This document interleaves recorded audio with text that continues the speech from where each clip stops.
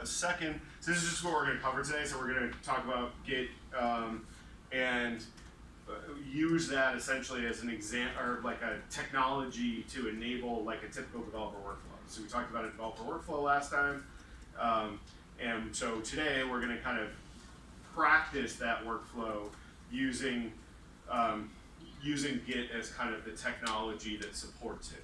You can do this lots of other different ways, but this is by far and away the most common one currently. They kind of come and go. Let's see if I can get my other do-backy here so I can control the slide a little better. Where'd it go? I'm having a great technology day, just FYI. Okay, so first and foremost, how many of you were able to install Git before you got here? Okay. If you haven't installed it, there are some directions here, but they cover, I'm trying to remember what all there is. So there's installing Git, but then there's also setting up GitHub. So if you haven't done the setting up GitHub part, you also need to do that. Actually, so if you go to Piazza, the downloads for Git itself are easier to get to. Just look at my latest post. It says, here's a link for Windows, here's a link for Mac. I also gave you a link for Linux, but I don't think any of you are running Linux? No, I didn't think so. So it's easiest on Linux. But if you go hit the downloads on Mac and Windows, it'll give you the right thing. There are a ton of variants. Any of them is probably fine. It's just syntactically, we may not know the examples as much. So Rajat over there is helping out today. So if you have any questions and I'm talking or I'm helping somebody else, just ask him, okay? Oh, look, it's working perfectly again. Let's see if there's like another jack. Let's try this guy. Oh no, it's USB. Sorry?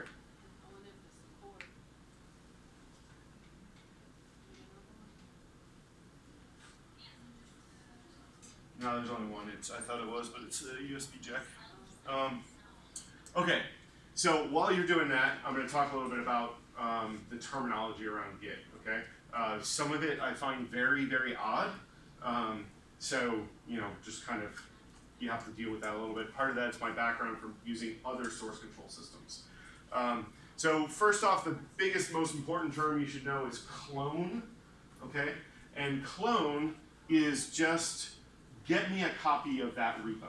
Okay, so actually, let's back up. Does everyone know what a repo is, or a repository? Okay, so it's very, very similar to the English word, which just means a holder of stuff, okay? Usually of same kind, okay? So if you use like Homebrew, which is package manager, or use any of the Linux package managers, so you use NuGet on Windows, they all deal with repositories, which is where the binary software is that you can download and install. When we talk about Git, we're talking about source code, generally speaking. It can be other stuff. It could just be docs. It could be images. It could be whatever. The idea is that's why we use the generic word repository. It doesn't really indicate what exactly it is, just that this loose grouping of things is probably related, okay? It is 99.9% of the time shortened to repo. So if you hear anyone say repo, they just mean repository. Now you know what that is. So when you say clone, that means go get that repository from wherever it is and pull a copy of it to my local computer, okay? The next thing is, obviously, is the keyword remote, okay? So there's the local copy that you have, right? And then there's a remote copy, okay? And so with the remote, you want to be able to keep track of where you got it from, right? So that's why you use the remote command. And if any of you have Git installed, if you have a repo, if you just say git space remote -v, it'll list all the remote repositories that you have connected to this local copy of your repo. So the big thing about source control, or big thing about Git as a source control tool, is that it allows you to kind of work on your own, right? So you have your own copy of all of the stuff that was in the repository, and it's all for you to manipulate on your own, Okay, so you can change it around, you can do new commits, you can do new edits, etc., etc., etc., without ever touching the remote version. Okay? And when you do that, we often will talk about branching. Okay, and what that means is whenever you're doing a new feature or a bug fix or basically whenever you want to do anything, you should create a new branch in the repository to logically kind of group the things that you're doing for that feature or bug or whatever. Does anybody have any questions? Does that make sense? Okay, so that's kind of branching, remotes, cloning. A couple others I left off are checkout. Okay, checkout. This is one of my confusion points is that checkout and clone sound very similar to me. But checkout means basically go get this branch.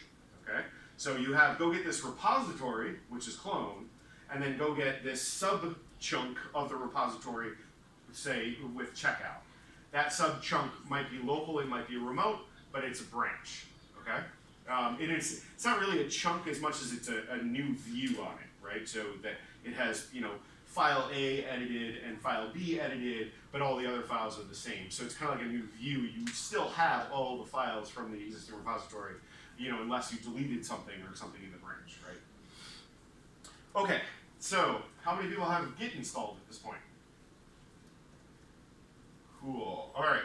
So the first thing we want to do is, so who uses Git a lot on Windows? Anybody? Okay, I just want to know, do you know where the config file is on Windows? So there should be a file called Git Config, probably in your home user directory. So if you take a look at that, this would be very useful. On the Mac, it'll be the same as on Linux, so it'll be in your home directory. So open this thing up. It'll be called .gitconfig, all one word. Find it? Where are we looking at again? So if you're on a Mac, it should be in your home directory. So in a terminal or in a files browser or whatever. How is this different from like the PowerShell? Oh, on Windows? Yeah. PowerShell and terminal are synonymous. Okay. PowerShell is an implementation of the terminal. Okay.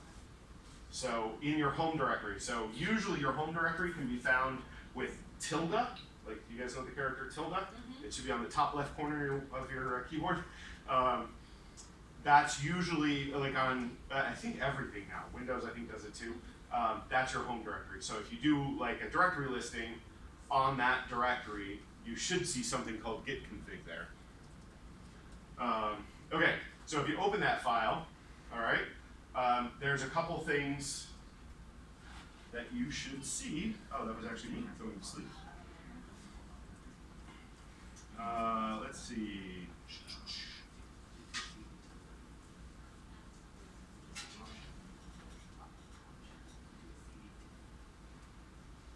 Where's my mouse?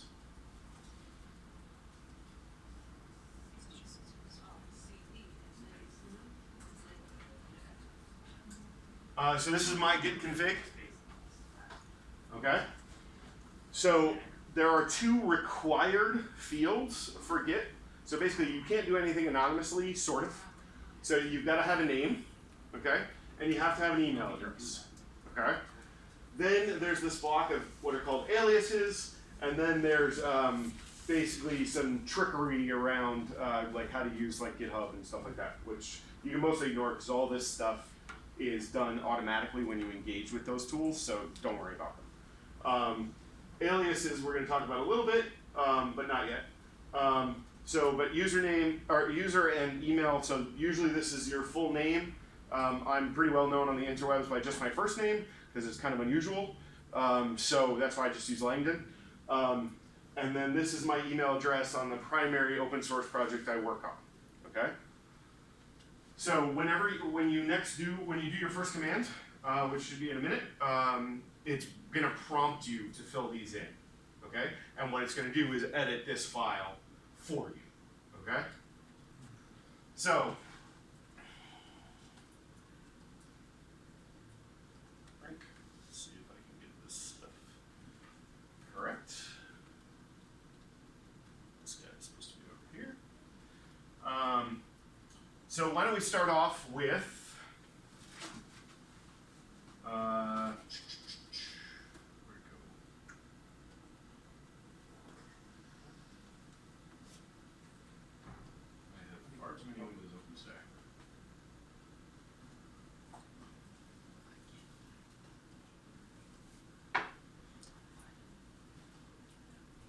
right, so everybody has Git set up at this point, right?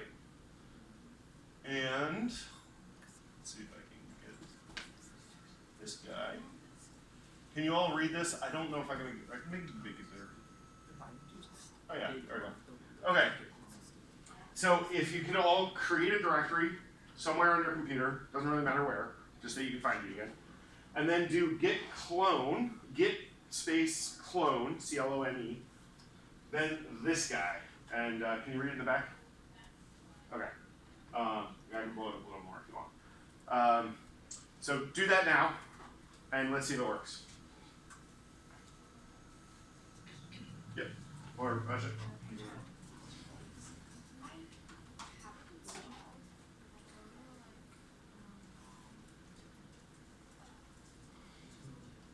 Also, if you're feeling lazy, you can open a browser and go there, and you'll get the same thing.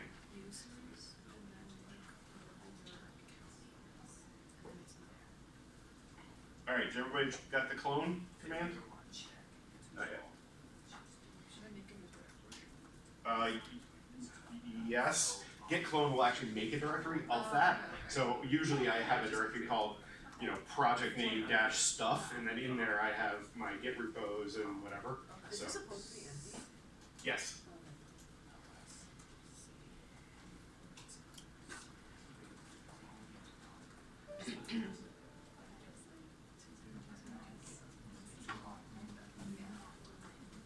Yeah.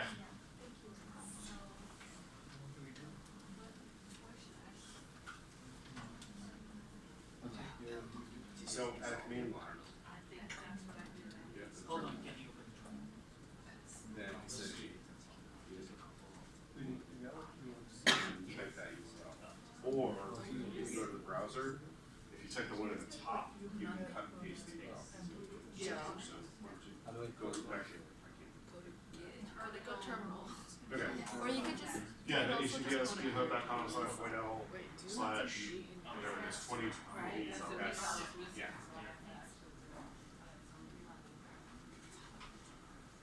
All right, everybody got a clone? Okay, did it prompt you for emailing, or is it wait to do that until commit? I think it might wait to do it on commit. I can't remember where, because you do it once, right, and then you don't do it again for the next time you rebuild your computer.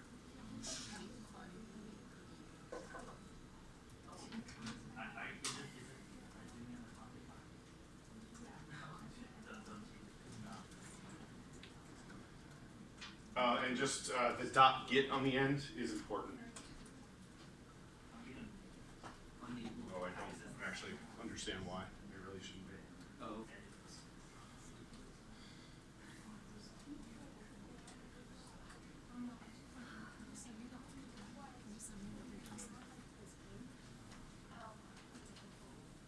How do I send it? What would you just type it? It's faster. Yes. It's just like Oh, no, it's a file. you get how you have to So you can do like Do I need HTTP? Yes. you do more space dot and then I'll ship it to you. Get how to The CD is changed directly, not a direct. yeah, slash get out. Where is it? Oh yeah, get out the file and just this.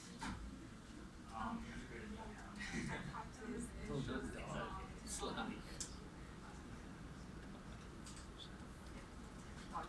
Yeah.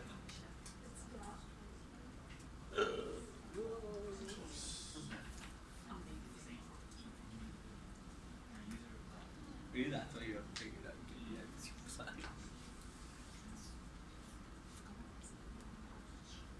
Always never happen. That's not true.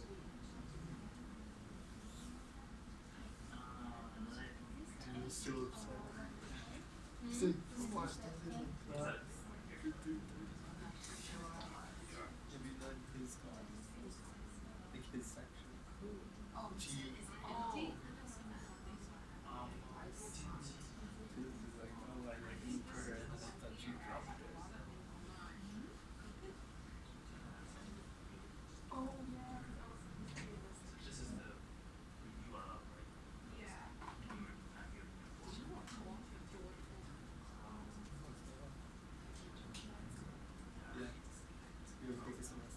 Alright, everybody got the clone?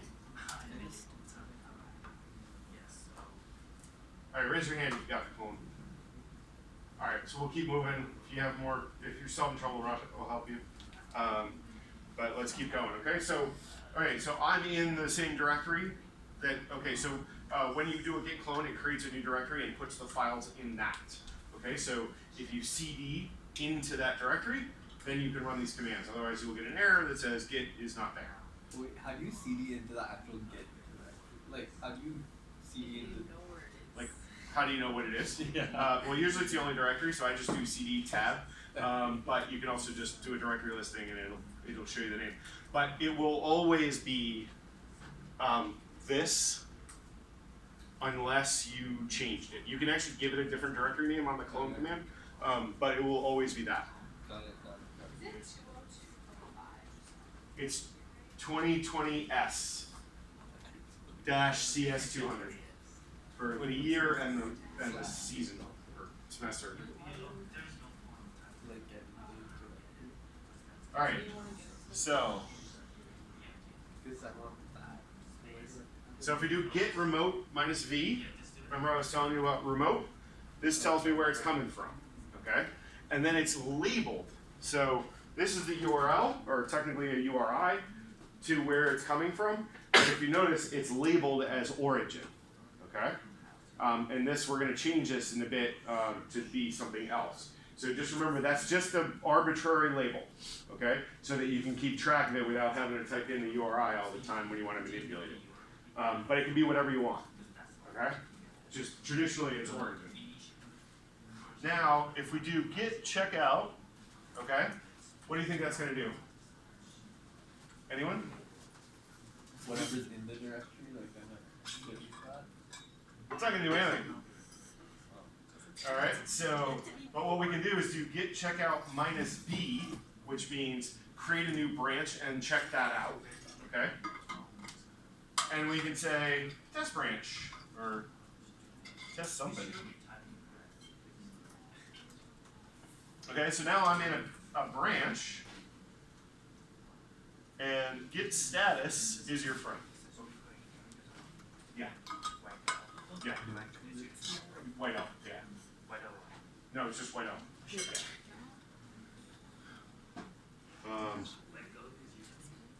Okay, so now,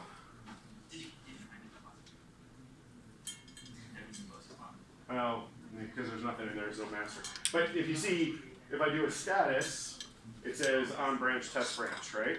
And I've made no changes here, okay? So git status is your friend. But I can also do,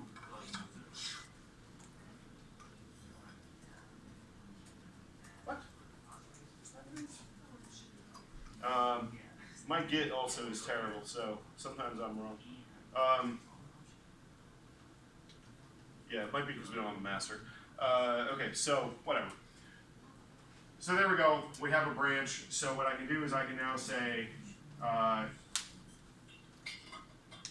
okay, so touch just means create this file. I'm going to echo hi class to that, and now if I say cat, right, so now we have a file, but now if I do git status, it's going to say, hey, you made a change, okay? See down there? But I haven't told Git about it. So all it's saying is, hey, you edited a file here, do you want me to care about it? You better add it. So git add cow, okay? Now if I say git status,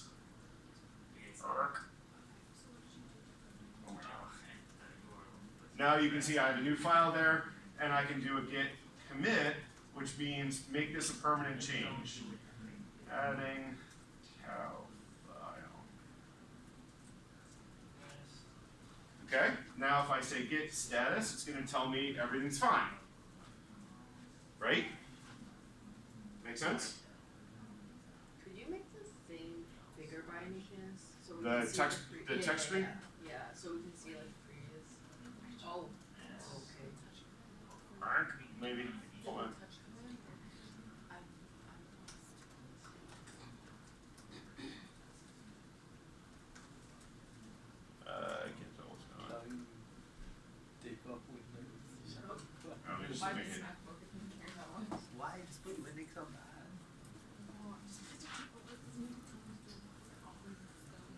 All right, does anybody need the URL anymore?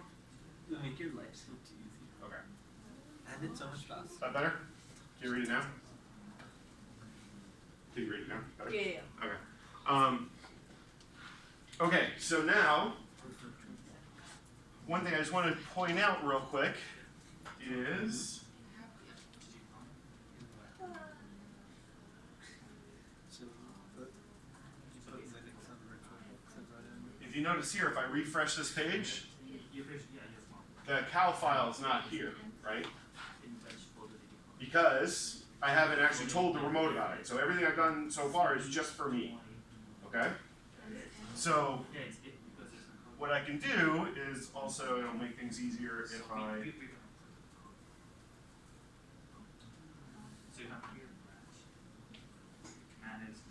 okay, and now if I say branch speed, I have two different branches, but now I can do git push, maybe.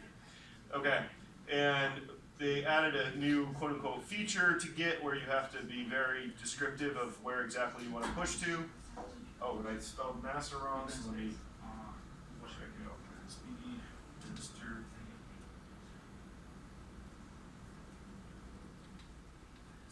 Yeah. Oh, I don't know what that is.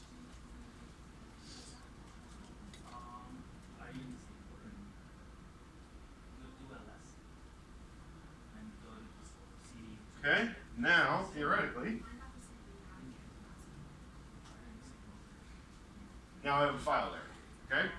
So basically all I did was I created a branch so that I could have a feature, then I essentially merged the branch back to master, you know, in kind of a cheap way because master didn't actually exist. We'll talk a little bit more about merging later.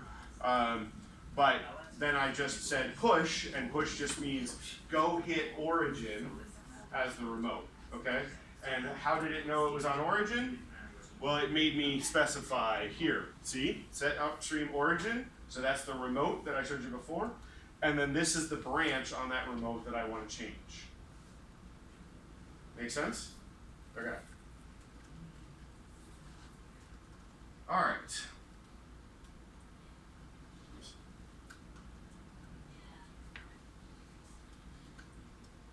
So we just did some adding a file. I did an edit to a file, right? I just echoed into it, okay? But I could actually edit it by doing, you know, VI, and then, you know, I could actually edit it here, right? But that's obviously a little bit more work. And then, we're not going to talk about reverting a change yet. Well, we could, I don't know. Let's wait on reverting a change. But basically what you do with reverting a change is you just check out the prior element. Actually, I can show you real quick. It's just a little harder when it's remote. So I can say git log, which will show me all the changes, okay? And so if I say git checkout and then say head (1), this tilde in this case, so head is a reserved word for the tip of the tree, okay? Tilde is, for various Unixy reasons primarily, is pretending to be a minus sign. So just imagine in your head it's a minus sign. They use a tilde because a minus will actually treat it like a flag and it'll get confused. So this says, give me the head (1), okay? And what?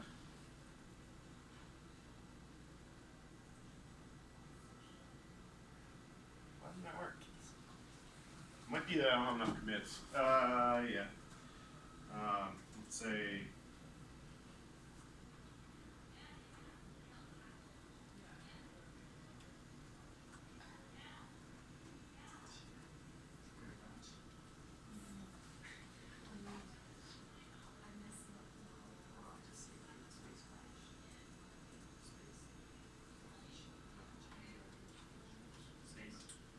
And then it should let me, yeah, that's much better. Okay.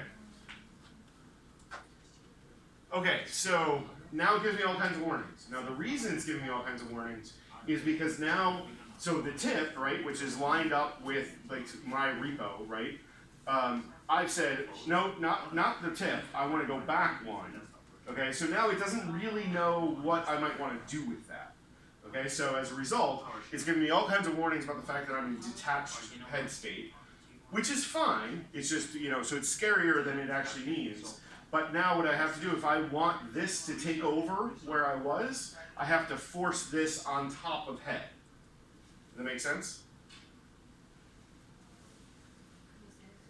So I have to force, because now I'm one step back from the tip, right? From the last change. I'm one change back. So in order to make what I am, the tip, I have to go force it onto it, right? Or essentially delete the other one. The thing is, the reason I tend not to say like delete is because you're not really deleting it, you're stomping on it.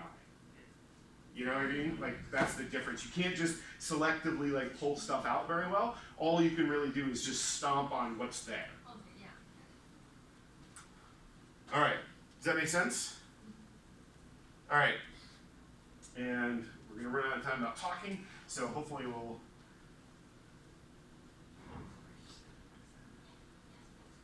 And then, okay, I wanted to show you one more thing.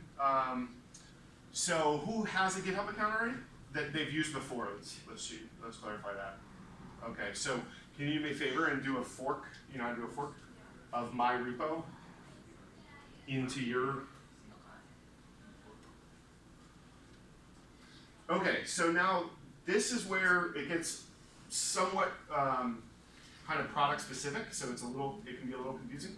Okay, so Git lets you have your fully populated like source control management, and you can keep track of where things are and where things are going. But you now want to hit that against some remote server so you can share your stuff with other people, right?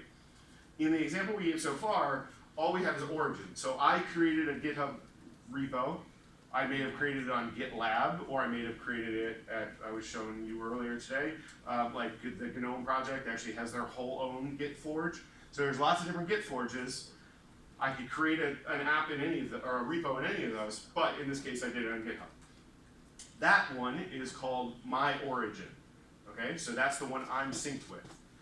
However, it might be what's called a fork of somebody else's repo, okay? So generally speaking, if you want to make a change to someone else's code, or even a shared code base, so let me show you a quick example.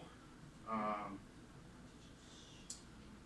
see if I can just get it here. I think this makes a little more sense if you have a example.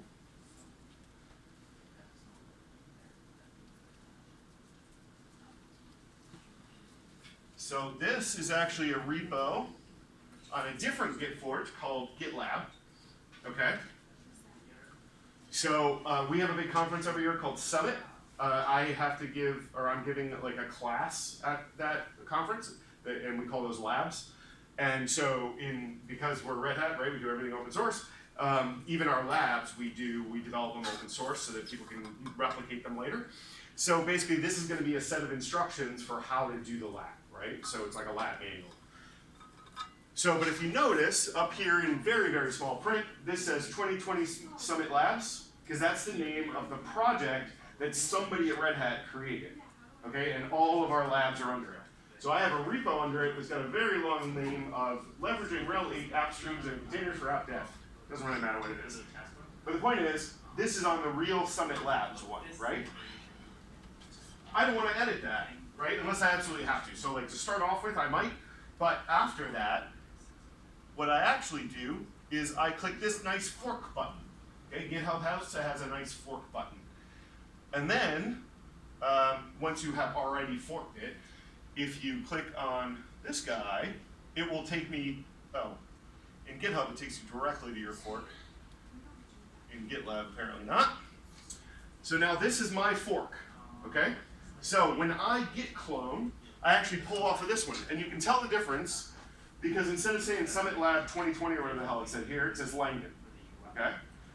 But it's got the same project name, but this is my fork, okay? And then it will also indicate where it was forked from. So now this is my origin, And this is what we call my upstream. Okay? So I may make changes here. I do them locally and then I do git pushes or whatever. But then eventually I want to actually share that with the world. I don't share it as me. What I do is I create what's called a pull request against upstream. Okay? But in order to do that, let's assume, for the sake of argument, that there's 16 other people also working on the upstream project. So they have their own forks, they did their own pull requests. Now there's a bunch of changes since I took my fork. That's gonna be a problem, right? So what we do is before I bring it back, I do what's called rebasing or merging, okay? So technically speaking, they're different. So a rebase means take all of my changes and put them on top of the changes that were already there. So it says, you know, whenever I did my fork, there were now 37 commits on the main line. Take those 37, apply them to my code base, then take the 10 commits I did and reapply them.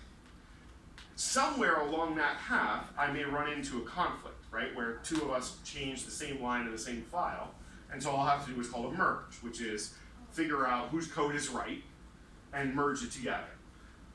Merging, so I was talking about a little earlier, like merging is not complex to wrap your head around, right? You have 18 people working on the same code base. Sometimes you end up editing the same place in the same file. As a result, you have to go and look at the two files and say, oh, I had a bug, or I had a mistake, or they went a different route, or whatever. So you choose which one to merge with. But that's all a merge is. It can be extremely complicated. It can be extremely hard. But mechanically, like as far as you're wrapping your brain around it, all it is two different people edited the same file. Now you got to figure out which one's right. Okay? So, a very important key, as much as humanly possible, is avoid conflicts. Okay? You know, talk to your friend or your peer or whatever, and say, I'm going to edit this file. You're going to edit that file because we're doing two different features, or we're doing two different features, but they're in the same file. Maybe we should break the file up so that we don't stomp on each other. Okay? Just to avoid the pain. It's solvable. It's just you want to avoid it. Okay. So, everybody feel like they got a good introduction to what we're talking about? Any questions? Okay, so now we're going to try a little exercise, okay? So the first thing I want you all to do, go to my repo and fork it, okay? And I will put it back up in theory. Not this one.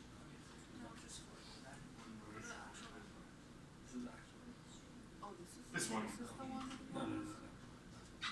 So, in GitHub, when you're logged in, go to this URL, okay? So it's just whiteL, it's github.com/whiteL, and then the same name as here. Actually, it's just github.com/this, okay? So github.com/this here.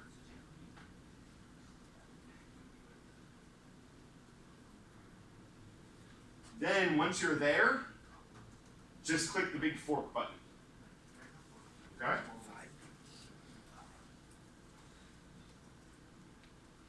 Look, we have 5 already. My no application must be happening.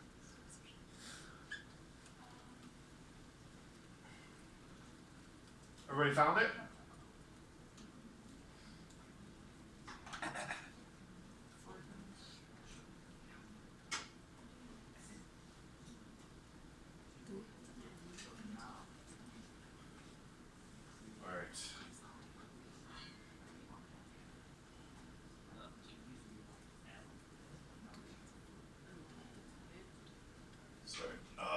Where's my mouse?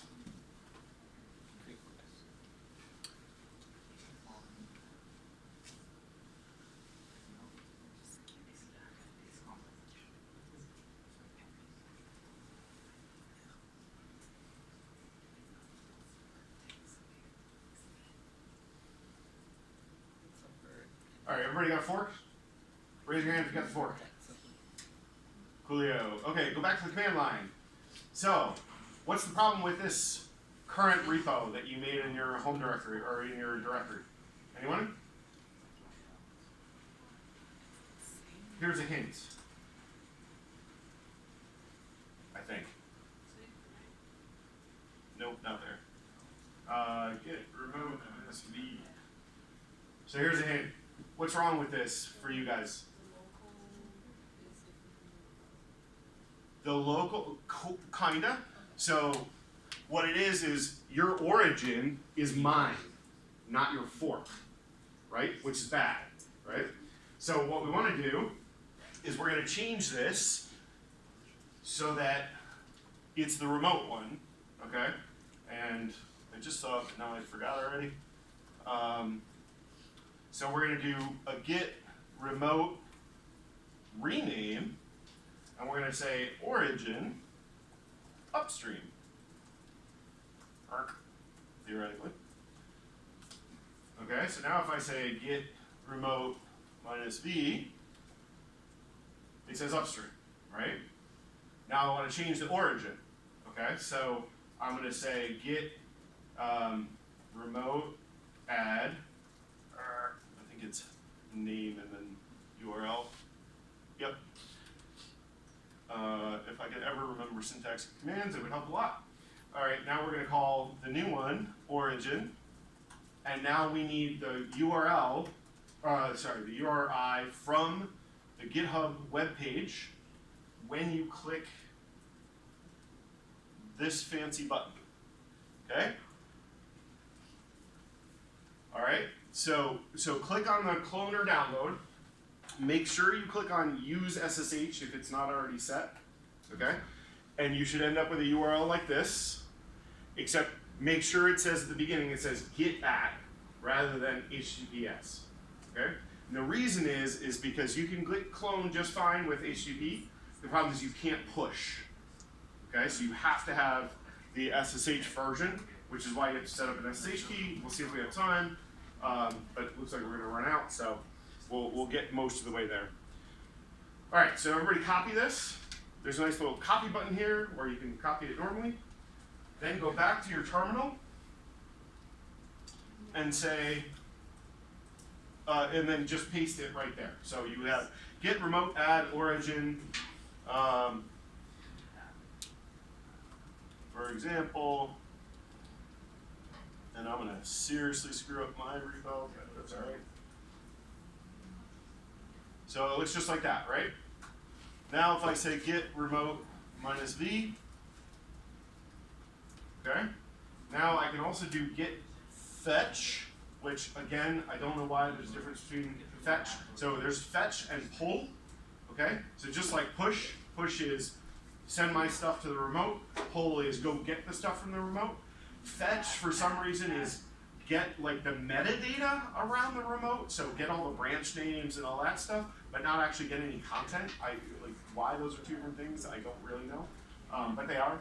So if I say git fetch, okay, great. Now I can git checkout origin master, theoretically. No, I think so mine's gonna be a little broken because I have origin and upstream being the same thing, and it might be confusing. But the point is that now you have an origin and you have the upstream, okay? So, but you did the fork at a point in time. So what I want to do for an exercise, let's see if we have time, but we have 5 or 6 minutes. So just kind of pair up with somebody else, go and do an edit to that file, just the cal file, go do an edit, and then do a git push, okay? Then let's see if we can get you to merge with somebody else's. That's what I think we're gonna run out of time, but maybe we'll continue next time. Yeah, go ahead. Setting up the SSH key, once you like do the actual creation of the SSH key, I'm not sure how to like actually access the directory to get the key. On Mac, it's a hidden directory called .sh in your home directory. Okay, 1 minute. And it should be called idrsa.pub. Or ID underscore RC. It's done. Yeah. That's fine. So Then do a I git was checkout on the origin. steps because I need to. Yeah, so you don't have an SSH key in GitHub. Space origin. So you should be able to pull because it's open, right? It's public, but you won't be able to push because you haven't an SSH key. Yeah. My upstream is supposed to be that. Your yeah, so you should have yours right here should say your GitHub username Yeah, for for origin, and then origin. here it should still say whiteout. How do I change Just rename. Git remote, rename, then whichever one you want to change, upstream or whatever, then a new URL. Okay. Because remember, this stuff is really just labeling. It's just convenience, you know. So it's very easy to change because it doesn't actually have like any codified rule about it.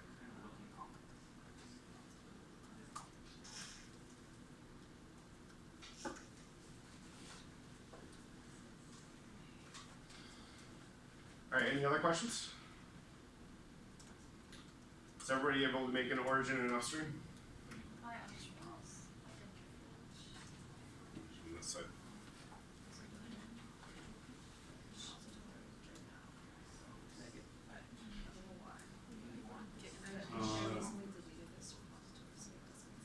Yeah, it's just a label. So you probably should add. Oh wait. Oh, what directory?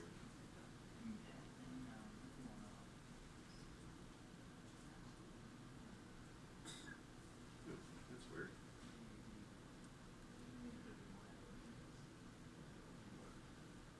Oh, it's not renamed. It's that only changes Could you upstream do to the origin. SSH? It's so No, we you change need URL SSH. immediately You after add that. the SSH. Um, You try and get it. That's what you did. You try and get it. Wait, this I think it's even the web-based version of the help. Here, if I can pop it up on it. Fingerprint and a Yeah, exactly. That's why I tried to figure out the SSH thing. So instead of doing SSH. set URL? Yeah. Okay. Have you never SSH? It's a CSA too that we Do that. That. But like so that it can communicate with GitHub. So,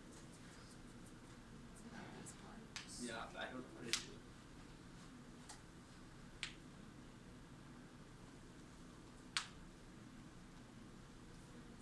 Is it your SSH? You have to set up like a public thing. Now get remote one, so just check it. Yeah. Okay. Yeah.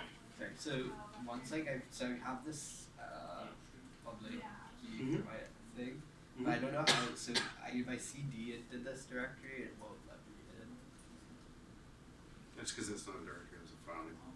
Oh, .sh is the just directory. okay, got it. Yeah, and then if you just like more out or cat out the file, then you can cut and paste it into the like little thing.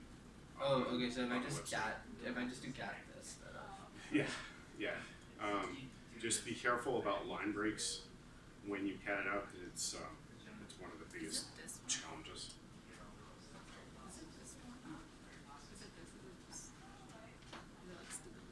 All right.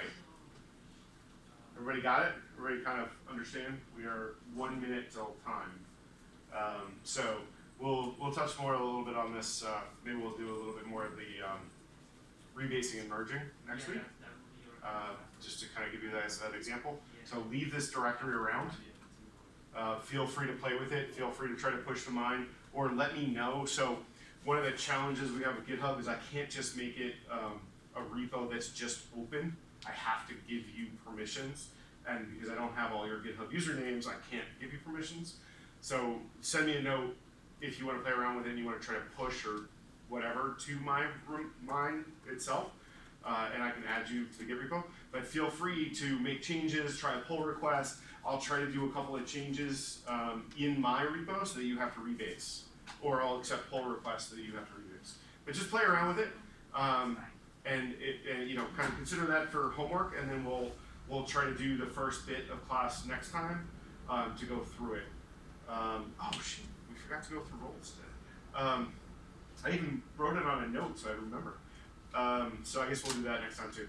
But you know, like I said, the only way you can learn this is by doing it. I swear to God. You kind of, as long as you kind of have the concepts around, that part's relatively easy. You just gotta kind of play with it a bit. You know, or, you know, and if you really are feeling adventurous, go look at some other project, fork that, make some annoying change that you want. Don't necessarily send a PR, just, you know, you can fool around with version yourself. So for example, I'm using this little widget on my desktop and I don't like the way one part of it works. So I just Git pulled their code, like I forked it, I pulled their code, made the change, push it back to mine, now it's done, I have the change I want, right? But I don't know or care if they're actually gonna accept it upstream. So unless somebody asks me about it, actually I'm pretty sure they won't like my change, because it's a very specific, bizarre little change. I'm not gonna push it upstream.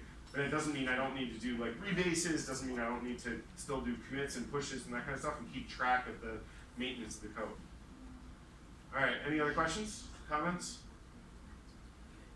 All right, cool. Thanks everybody.